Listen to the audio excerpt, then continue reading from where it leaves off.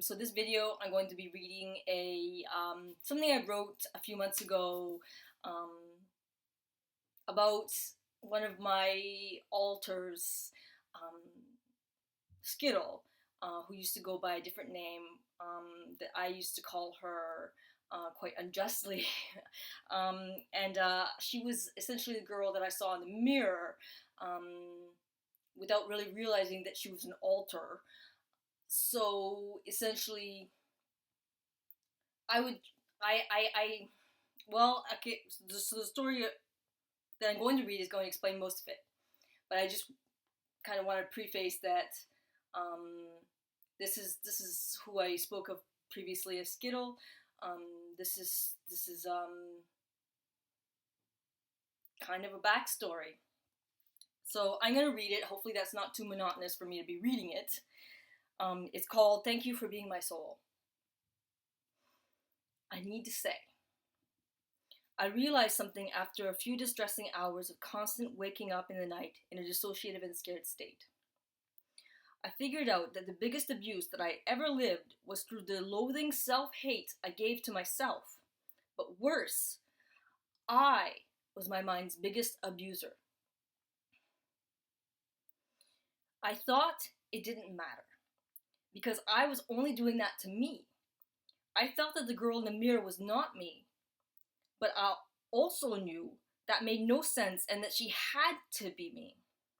Nothing else made sense but that she was just my quirky coping skill that I never wanted anyone else to know about. This belief, though, all this time, was because I was aware that from an outsider's perspective, anyone else would know that this person that I described to myself to hate in that mirror was actually me, so she must have been, right? I thought that this hateful cruelty that I spat at the abused little girl in the mirror was probably just creative coping from me to me and not really someone else. Even since being more aware of what the recent oddities likely were, I was in some denial and still kind of thought that because anyone would think that I was crazy for really believing that she was someone else and that I would speak with her, this is all that SB was. I reasoned that although I really did and honestly do think of her as someone else, and that I find myself deeply upset at the insinuation that we are the same person, that she must only have the existence of concept, and that she did not speak or think.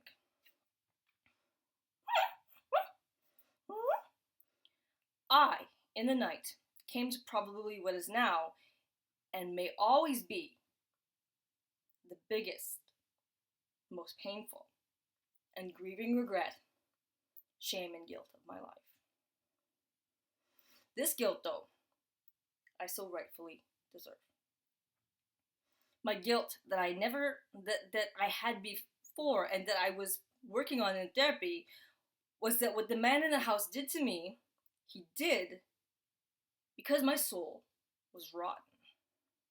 Now, I see I have been my biggest abuser and had no idea, because the girl in the mirror really was not me. And after all that she went through, I then became her biggest abuser, telling her that her soul was rotten. Now, honestly, the tears of remorse may never stop stinging my eyes. I referred to the happy state as they because I didn't know if they were male or female. I also didn't know their age, although that I thought that the happy state was mania because what else could it be? I remember now in DBT months ago, we blew bubbles for mindfulness, and I began giggling in glee, childlike glee, and bouncing to the point where the soap water sloshed out to the floor. When I came back to my own state, I walked away, and I was confused, embarrassed, and wondered, what kind of mania does that?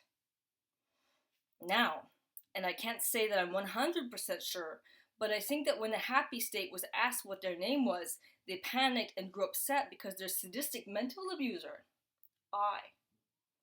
The biggest source of pain in her eternally young life was carefully listening to hear her name. So, how could she indicate who she was when she was so hurt by me? I, Melissa, destroyed a happy little girl's soul. I told her that she was dirty and that her soul was rotten, and she really believed it, because the only person who ever spoke to her only had words of hate and blame. I created, to escape my pain, an inner vessel to hold the blame for what happened and to hold the hate for myself that I could not have mentally survived. This, or her, my mentally tortured creation, was out of my greed to preserve my own life and mind, at the cost of hers. I'm like the scenario of the person who takes someone else's life to save their own skin. But I did worse.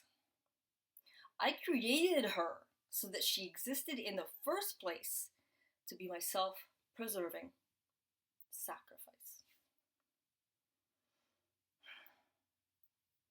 I went to the bathroom where I usually see and speak with her because I used to think that was the only place she lived, the mirror.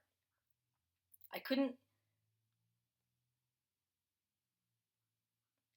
be anything but distressed at the thought of the spoken insinuation of others at her being in my mind and not just in the mirror, because I really despised her that much. In sobs, breaking in remorse, not looking at her, but head bent to the floor in that bathroom. I spoke a new mantra. I'm sorry. I didn't know. Thank you for being my soul. I'm sorry.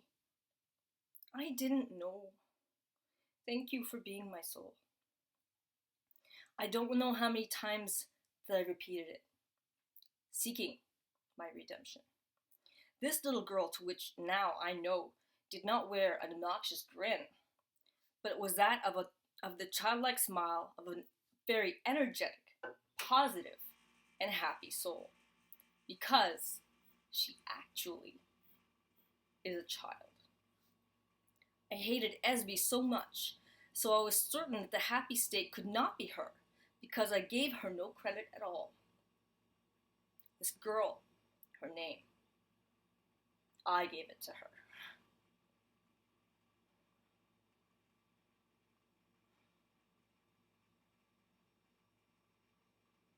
Esby is the spelling that I now use in my attempt to begin respect that represents the sound of the previous S and B. SB for stupid bitch. I have a further concern.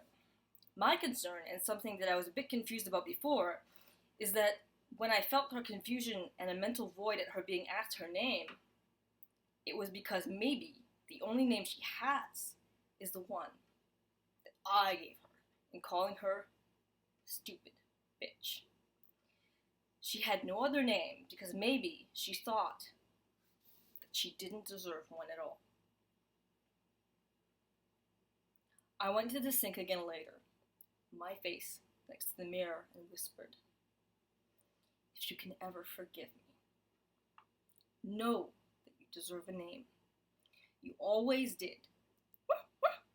If you want a name that isn't Esby, and if you ever want me to know what that name is, I will use that name instead. I don't know if you like the spelling that I use now, that I tried to find respect for you with, but I think it's pretty. I'm sorry. I didn't know.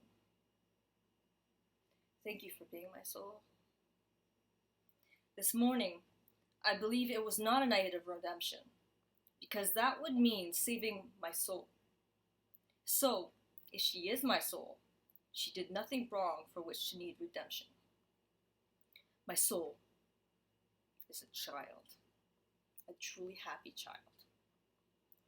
I don't know if she forgave me, but for about an hour now, some of the noises that follow my tics are not ticks, they are her, following suit, because she thinks the ticks are really great and fun.